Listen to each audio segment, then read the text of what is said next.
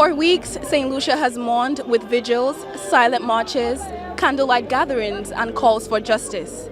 Today, the grief has brought hundreds here to Anse La Raye, where family, friends, and supporters have gathered to bid a final farewell to 24-year-old Joy St Omer. Behind me, mourners are accompanying Joy on her final journey through the community she called home.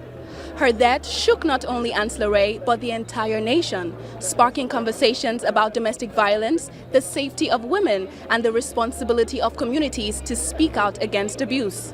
What began as heartbreak for one family quickly became a national cry for change.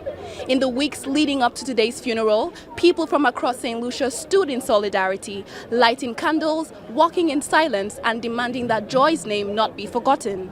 Today, as loved ones struggle to come to terms with her loss, many are also thinking of the young daughter she leaves behind, a child who must now grow up without her mother's love, guidance, and presence. The funeral was marked by sorrow, silence, and visible heartbreak.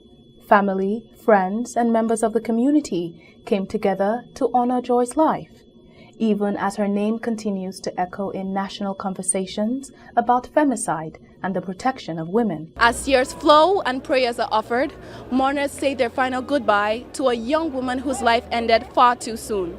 And while Joy St Omer is being laid to rest today, many hope her memory will continue to inspire action, awareness, and a commitment to protecting women and strengthening families across St. Lucia. Leader of the opposition, Alain Chasney, said the tragedy must force the country to reflect seriously on how it responds to domestic violence and threats against women. The pain is palatable. And I think that there was a part of the eulogy that spoke about the tears, spoke about prayers, spoke about love, and that unfortunately none of those things either protected her or can bring her back.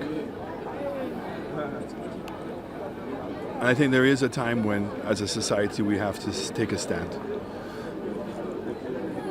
And I think the greatest tribute that we can do for Joy, and also for her family, and the multitude of young people, and particularly girls that I see here, is that elders in this country, persons who have a voice and who should not fear any form of retribution, need to stand up now and demand a proper investigation as to what took place. Dominique Fede, former parliamentary representative for Anse La Raye, also addressed the issue, acknowledging the grief surrounding Joy's death and the broader concern about violence against women. Well, this is a tragedy of the worst kind. Her death has certainly touched the entire country in a very, very powerful way.